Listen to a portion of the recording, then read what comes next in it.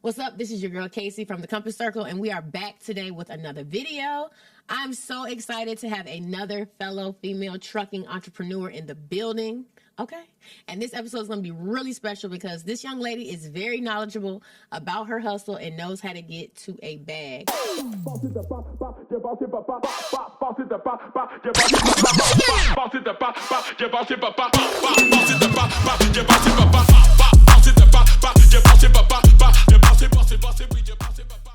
I'm talking about none other than Miss Deanna Cooper at Truckin with D here in the Atlanta area. D, what's going on, girl? Hey, how you doing, beautiful? Fine. It's good to finally meet you. Yes, long time coming, but I'm happy. I know. Now I got to get right into it because I be on your page, okay? So I know. First of all, let me just say this. I feel like I know who's who and what's what, right? We are women of a certain age. We got to talk about it. But I feel like when I see somebody, certain things you just can't fake in this business. Right. When you really doing it and you doing it at a certain level, not to knock nobody where they are, but I feel like it's just a certain kind of energy. It's a certain lingo that you just, you just can respect and kind of identify. Right. So for me, you totally embody that. Like, I'm ready to just sit here and take notes, baby, because I get it all the time. How did I get into trucking? How did you get into trucking? Blah, blah, blah. So let's just get it out of the way. Tell the people how you got into trucking. COVID. Oh.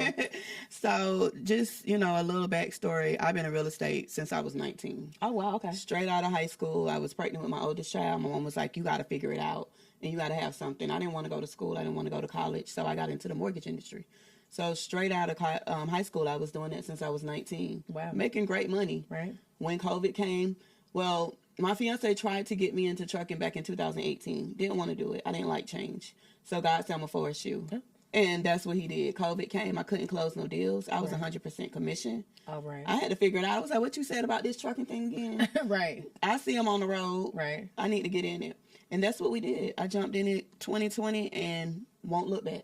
Now, specifically, you are into expedited. Okay. So box trucks, cargo vans, sprinter vans, and personal vehicles. Now, I do own semi.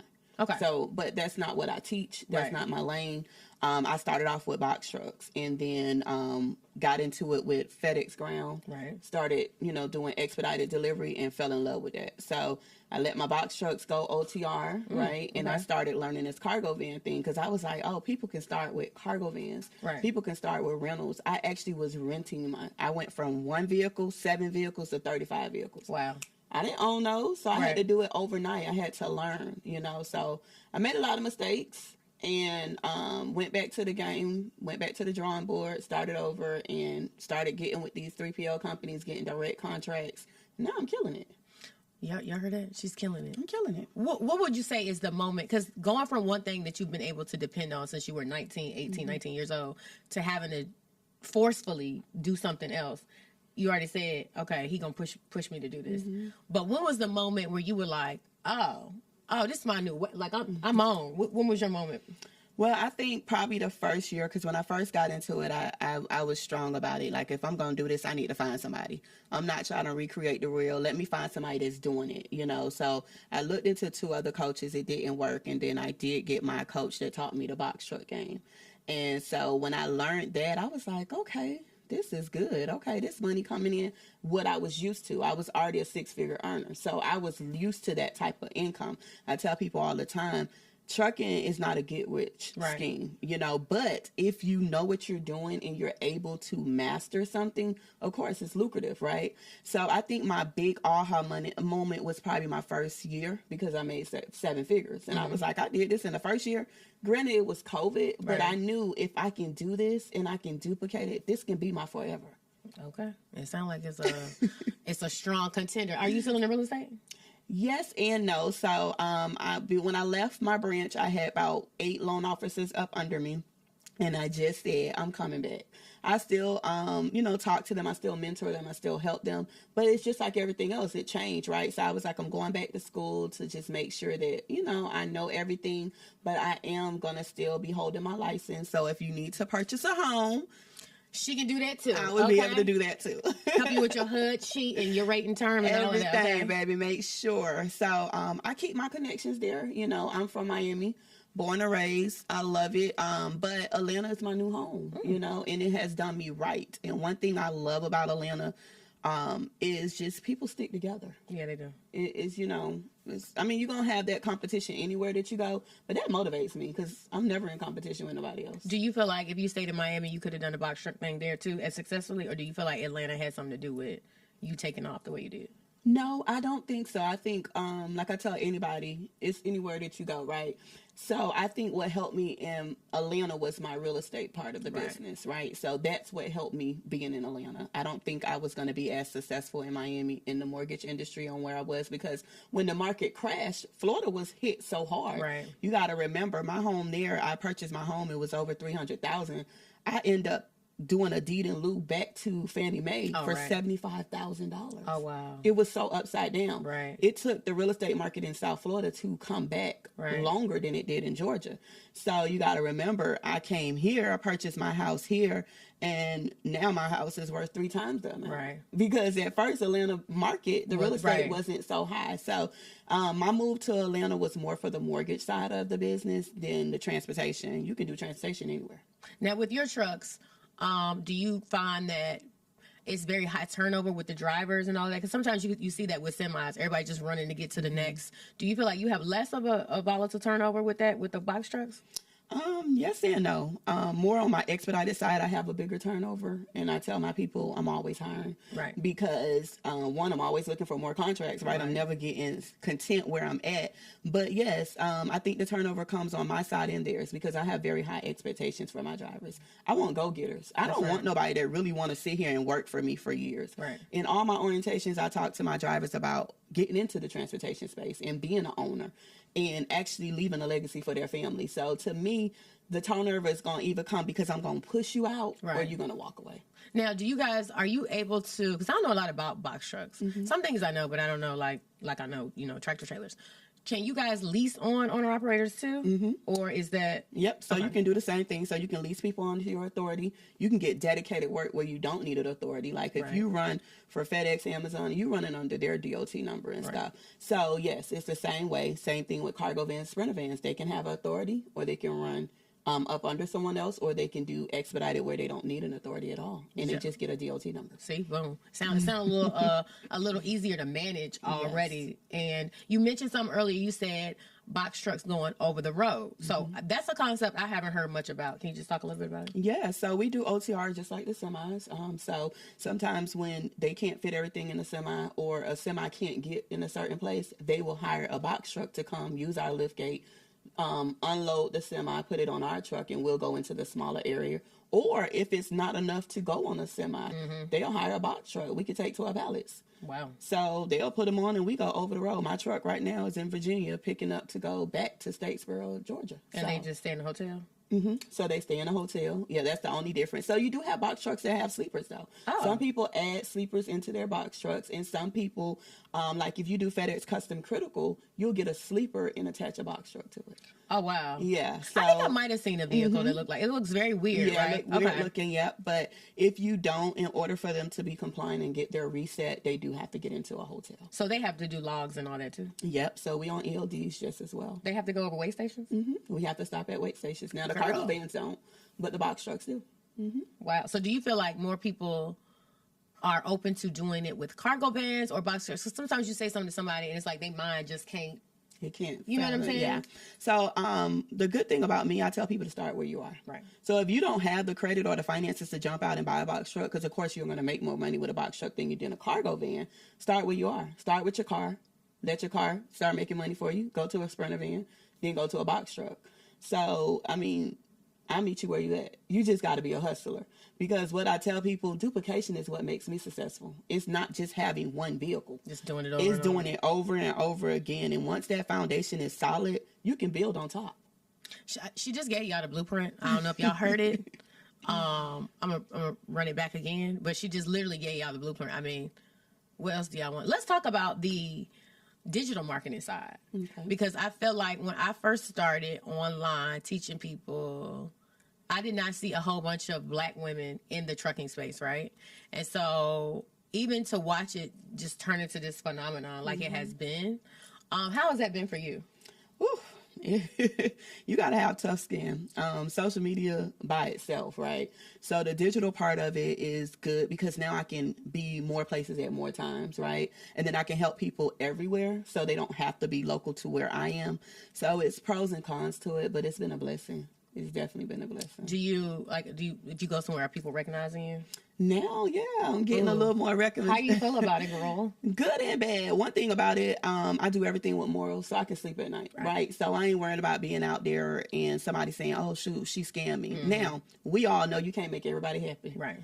And so it's very transparent with me that I know that I'm going to give you what you need. But like I tell them, I can give you everything, but if you don't have my hustle, you'll never get my results. Right. So now that I'm out there and people are like, oh, you trucking with D? Yeah, I'm trucking with D. Yeah, she's trucking with D. I'm trucking with D. But I tell people all the time, I'm just like you. You know, I'm no better. The only thing different than me is I have a why, which is my 4 daughters, that keeps me going. I'm not going to stop. I don't care what happens. I done fumbled the bag twice since I've been in trucking. But I'm a prime example that you can lose it all and get it right back. It's just how bad you want it. I was just about to ask you about your 4 daughters. My kids don't care about none of this, okay? They don't. I could come in here with a purple pink elephant and they'll be like, look, give me some DoorDash. How do your children feel, especially having female children, how do your kids feel about watching you just grow? You know, it's one thing to watch your mom go to work for somebody, right? As your little young girl. And I don't know how old your kids are, but I'm sure they kind of range from right. So my daughters are, my oldest is 23, then I have a 22, I have a 19, and I have a 3-year-old. So wow, 3-year-old. Hold on, D. Hold on, D. Reaction. Hold on, D. I was waiting for the reaction. Say what now? 23, 22, 19, and 3. How was that? Girl, COVID. Oh, I get it. Didn't have nothing else to do. I had nothing to do at first. So, yes, I got caught up, and me and my baby now have a 3-year-old. But my girls all are entrepreneurs. I taught entrepreneurship because, like I said, I've been doing this since I was 19, right? So, my oldest daughter has a hair salon here. My other daughter, she's an esthetician. My 19-year-old, she's more famous than me on social media. She's a brand ambassador for a lot of companies. So they all have their own thing. Even a 3-year-old, she has a boutique, right? Hello? But they still had to form trucking, right? So they came to me and was like, Mama, we want to do this as another stream of income. We don't want what you got, but yeah, let's do this. So we said, okay, well, instead of buying new cars and all this, let's get you a van, let's get you a truck. So they started a trucking company together, 4GI, 4 Girls in Trucking. Come on, 4GI. And they're now, you know, just passive income. The truck is just to pay for other things to help them brand their businesses and do things that they want to do. They support anything I do. So my daughters, they repost stuff, they going hard, they be in the comments like, don't come from my mom, okay. You know, stuff like that. But they're doing it. I'm so proud of them. I was just about to say, I'm proud of you. Thank you. Because I think sometimes, especially when you're the first generation in your family, are you the first generation? Okay. So it's like you get into the work of it so much, especially having to switch industries.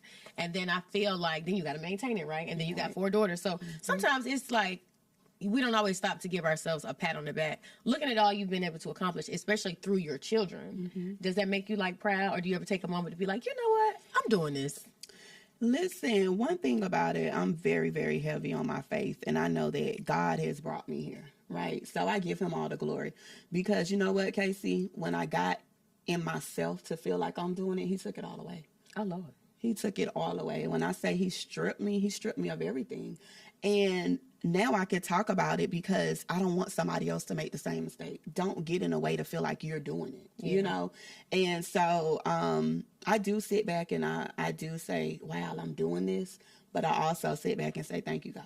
You put me here. Right. You know, you doing this. You're helping me because he's been opening doors like crazy, Casey. People, unfortunately, a lot of people are not so acceptive to the fact that I only been doing this 4 years.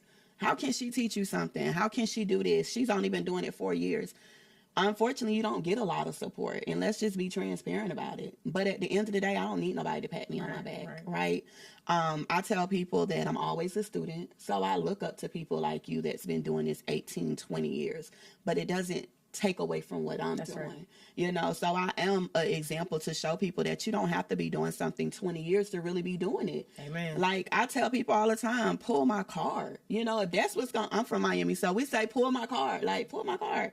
And I'm the type, like, they be like, D, you don't have to prove. It's not to prove. Right. It's just to show somebody else that it's possible. Right.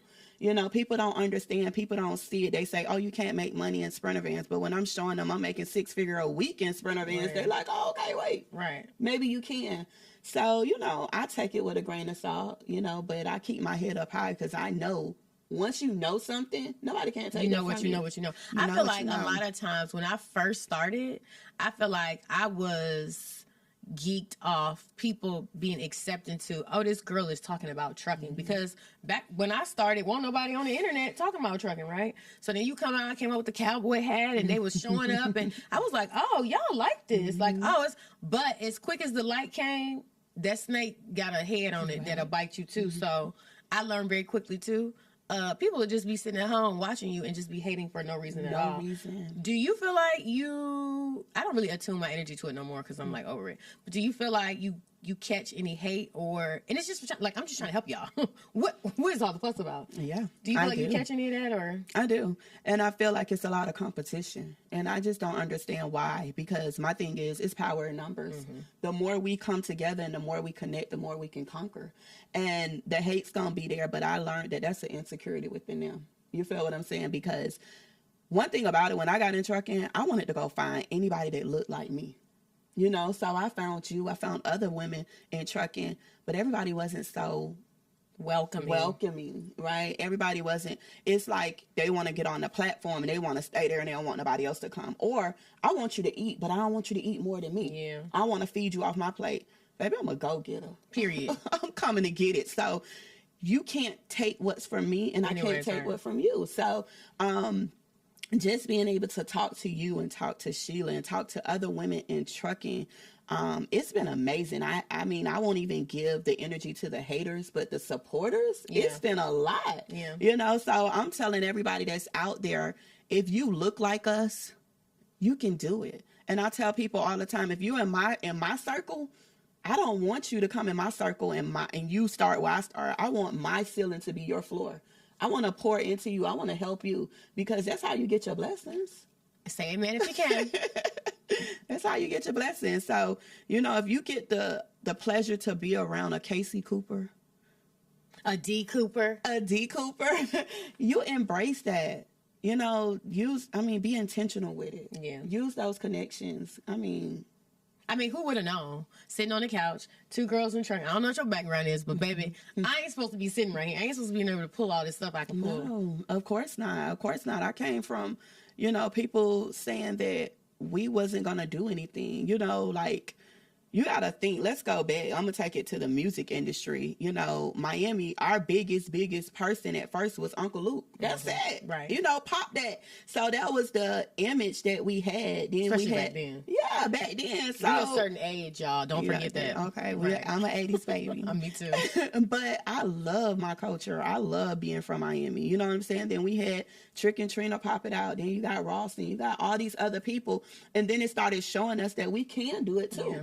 You know, we can do it too. So I encourage people, anything that you want to do, I don't care. Do it. They're coming in our lane. I got a bunch of celebrities that's always in my DM talking about trucking. So I think it's crazy to see people try to harp on social media. But let me tell you something about social media, baby. I runs me up a bag on social media, okay? That's number one. Number two is people want to diversify. Just because you play football or whatever don't mean that you want another industry. So I think when you do shine a light on it, do it for the culture, do it your own way. Mm-hmm. When I go in like certain meetings for contracting or whatever, I'm like the only girl that looks like this. Right. I'm coming with my nose ring because I'm not taking it out. You know, I'm just coming as my full self, and you have somebody looking at you like this.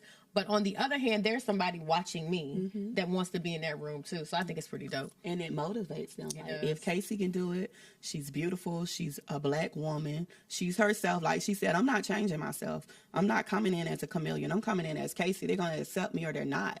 And that's what people have to understand. And one thing I want to leave with you, no matter what, like you just said, other people in other industries want to tap into trucking, have multiple streams of income.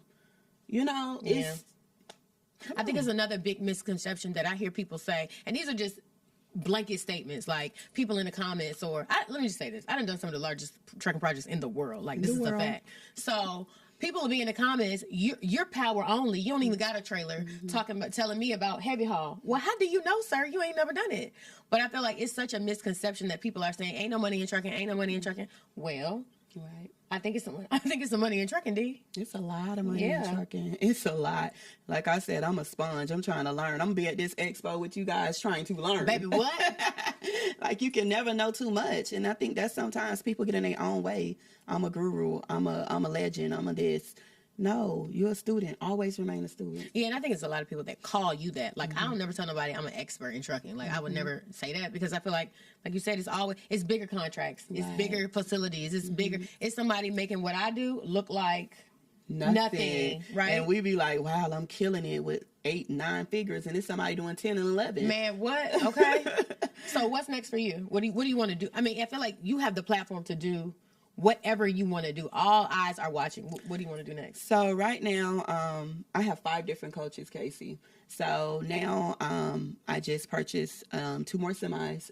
I have a coach that's teaching me the ports. So she's killing it in drayage. That's my twin. So she's killing it in drayage. So I'm learning drayage. I'm also doing more speaking. So I also have a coach, Grant Cardone, and Pete Vargas helping me with my speeching. Come on, Grant Cardone. And my teaching, and just learning how to do more speaking. And I'm getting back into my real estate. Right. And just wherever God has for me. Oh. I ain't trying to stop, Casey. I'm trying to be everywhere to help everybody. Yeah. And I just feel like the more I help, the more I receive, the more I give, the more I receive. And that's just what I love to do, you know? Because one thing about it, nobody never reached their hand back to pull me up. Right. And I always said, when I get that platform, because I know I'm going to get it. Right. When I get that platform, I want to pull people up. But I don't want people that want a handout, right? It's a difference. Say that again, Dee. Everybody always be on your page. Oh, she's trying to sell something. Well, do you go to Georgia Power and ask them what's for free in their building? No, you don't. So it's a difference between free and blessing. Yeah. So I want people that want to be blessed but have the means and the ways and the ability to invest in yourself. Not always financially, but people, when you give people stuff for free, I have learned. I was just about to say, they don't show up. They don't take it serious. And I mean, not only that, we are on a platform where you're highlighting what you want to show. So I don't know about you, but I don't have time to be posting for free all day, and I ain't getting nothing out of it. Like, I'm showing you what I did to get where I am. And if you go back, I mean, some of us been doing it for like years. You can scroll back to, I think, like 2017 on my page. I ain't doing this. So y'all to keep coming in my comments talking about, let me, what they be saying? Let me pick your brain. Let me pick your brain. Baby, get out of here. It's not a brain you can pick. It's not a brain you can pick.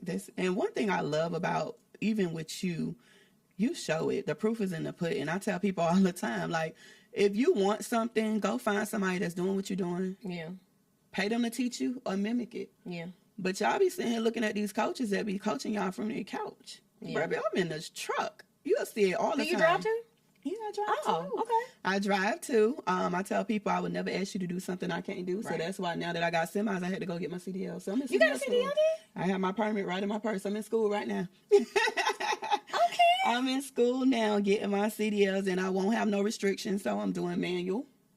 So I won't have any restrictions. I don't plan on being a driver, but I want to be able to drive. Right. You know, I'm now adding to my fleet, so this will make now 4 CDL trucks. So my fiance has a CDL. He's had his for over 10 years. So it's like, now it's time. I'm always going to be that person. If I'm talking about it, I got to know about it. That's right. So now that I'm like, okay, I'm getting into these other trucks, I have to learn what a fifth wheel is and how to connect it and how to do my pre-trip and inspection and really learn what's up under the hood. So I take my hat off to y'all. Like, people just don't understand. Don't let the glam fool you. This girl out here doing it. Man, listen, I in my mind, like, I don't really like respond to haters. I just don't.